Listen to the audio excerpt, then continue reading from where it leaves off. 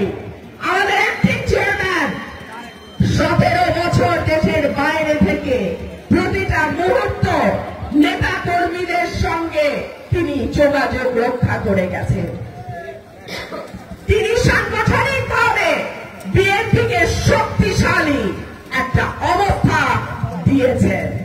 ইনশাআল্লাহ আগামী ক্ষমতা মানুষের দায়িত্ব তাদের হাতে তুলে দিয়ে তারপরে আমরা ঘরে ফিরবো ইনশাআল্লাহ।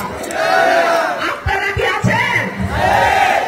যেখানে বাংলাদেশ সেখানে শহীদ প্রেসিডেন্ট জিয়াউর রহমান, যেখানে বাংলাদেশ সেখানে দেশনেত্রী বেগম খালেদা জিয়া, যেখানে বাংলাদেশ সেখানে জনাব তারেক রহমান।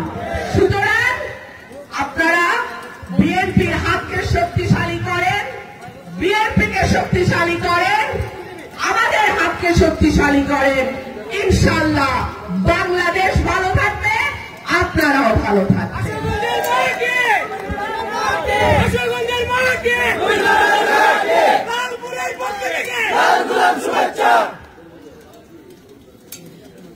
আমি আজকে তরুণ দলের একটা নতুন কমিটি ঘোষণা করা হয়েছে। আমি নতুন কমিটিকে অভিনন্দন জানাই এবং আশা করি তারা তাদের দায়িত্ব ঠিক মতন পালন করবে। আর যদি না করে আমাকে এসে বলবেন, যদি দায়িত্ব ঠিক মতো পালন না করে আমাদেরকে জানাবেন, ঠিক আছে? তো আজকে আর বক্তব্য দীর্ঘ করবো না। ইনশাআল্লাহ আপনাদের সঙ্গে আমার আবারও দেখা হবে। লালপুরের মাঝি, আশুগঞ্জের মাঝি, সরাইলের মাঝি, বিএনপির ঘাঁটি, বাংলাদেশের মাঝি, বিএনপির ঘাঁটি। আমরা কোন অন্যায় আবদার, কোন অন্যায় আচরণের কাছে কোনদিন মাথা নত করি নাই, কোনদিন মাথা নত করবো না ইনশাআল্লাহ। লম্বা সময় আমরা ভোট দিতে পারি নাই। যেই ছেলেটার বয়স 17 বছর আগে 2 বছর ছিল, সেও এখন ভোটার হয়ে গেছে। যেই ছেলেটার বয়স তখন 15-16 বছর ছিল, সে এখন 37-38 বছরের বয়স্ক মানুষ হয়ে গেছে, কিন্তু ভোট দিতে পারে নাই। আমাদের লড়াই এখনো শেষ হয় নাই। আমরা বাংলাদেশের মানুষের ভোটের অধিকার এখনো নিশ্চিত করতে পারি নাই। সুতরাং আমি আমার ভাইদের বলবো, লড়াইয়ের মাঠ কেউ ছাড়বেন না। এত বছর বিএনপির উপরে জেল, জুলুম, নির্যাতন, হামলা, মামলা কি না হয়েছে? আমরা কি দল ছেড়ে গেছি কেউ? সুতরাং এখনকার যে লড়াই, যে নতুন লড়াই এখন শুরু হয়েছে, কথায় কথায় বিএনপির দোষ ধরে, কথায় কথায় বিএনপি নাকি নির্বাচন করে। আরে বিএনপি তো গণতান্ত্রিক দল, বিএনপি তো কোন আন্ডারগ্রাউন্ড পার্টি না।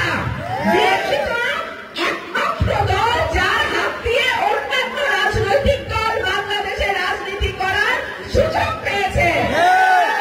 বিএনপি শহীদ প্রেসিডেন্ট জিয়াউর রহমানের দল। যে শহীদ প্রেসিডেন্ট জিয়াউর রহমানের জন্ম না হলে বাংলাদেশ স্বাধীন হতো না। শহীদ প্রেসিডেন্ট জিয়াউর রহমানের জন্ম না হলে আমার প্রবাসী ভাইরা বিদেশ থেকে টাকা পাঠিয়ে, রেমিটেন্স পাঠিয়ে বাংলাদেশের অর্থনীতির চাকা সচল রাখতে পারত না। শহীদ প্রেসিডেন্ট জিয়াউর রহমানের জন্ম না হলে কৃষি ক্ষেত্রে বিপ্লব হতো না। শহীদ প্রেসিডেন্ট জিয়াউর রহমান এই বাংলাদেশের মাটিতে এসেছিলেন বলে আমরা গার্মেন্ট শিল্পের নামে হাজার হাজার কোটি টাকা বাংলাদেশের বৈদেশিক মুদ্রা অর্জন করি। সুতরাং এই শহীদ প্রেসিডেন্ট জিয়াউর রহমানের দলকে আপনারা নির্বাচন চাই বলে তাচ্ছিল্য করবেন, আমরা হাতে চুরি পরে বসে থাকবো না। শেখ হাসিনাকে আমরা বিদায় করেছি, কোন অনির্বাচিত সরকার, কোন অনির্বাচিত গোষ্ঠী, কোন অদৃশ্য শক্তি যদি গণতন্ত্রের পথ বন্ধ করতে চায়, মানুষের ভোটের অধিকার নষ্ট করতে চায়, আবারও সেই জুলুমবাজির চিন্তা করে, বিনা ভোটে মানুষের সমর্থন ছাড়া গদিতে থাকার চিন্তা করে, তাদেরকে হুঁশিয়ার সাবধান করে দেয়। বাংলাদেশের বিএনপির কোটি কোটি নেতা কর্মী কিন্তু চুপ করে থাকবে না। আমার প্রিয় ভাই ও বোনেরা, বিএনপি বিশাল দল, সমুদ্রের মতো। কমিটিতে থাকে অল্প কিছু মানুষ, তার বাইরে যে বিএনপির জনসমর্থন, কর্মী সমর্থন, সেইটা কমিটির ভয় দেখায় আপনারা কেড়ে নিতে পারবেন না। মানুষ দেখেছে 17 বছর কারা যুদ্ধ করেছে, মানুষ দেখেছে কাদের নামে মামলা হয়েছে, কারা জেল খেটেছে, কারা প্রত্যেক রাতে টকশোতে গিয়ে হাসিনা সরকারের চেহারা মানুষের সামনে খুলে দিয়েছে।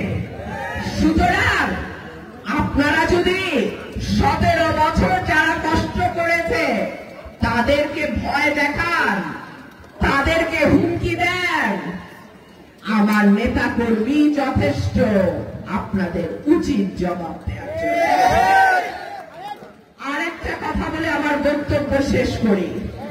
আমরা কিন্তু এখনো ক্ষমতায় আসি নাই, আমাদের অনেক জনসমর্থন, মানুষ অস্থির হয়ে আছে আমাদেরকে ভোট দিবে, কিন্তু সেই ভোটটা তো আমাদের ঘরে তুলতে হবে, তাই না? সুতরাং এই ভোট আমরা যতক্ষণ পর্যন্ত ঘরে না তুলতে পারছি, মানুষের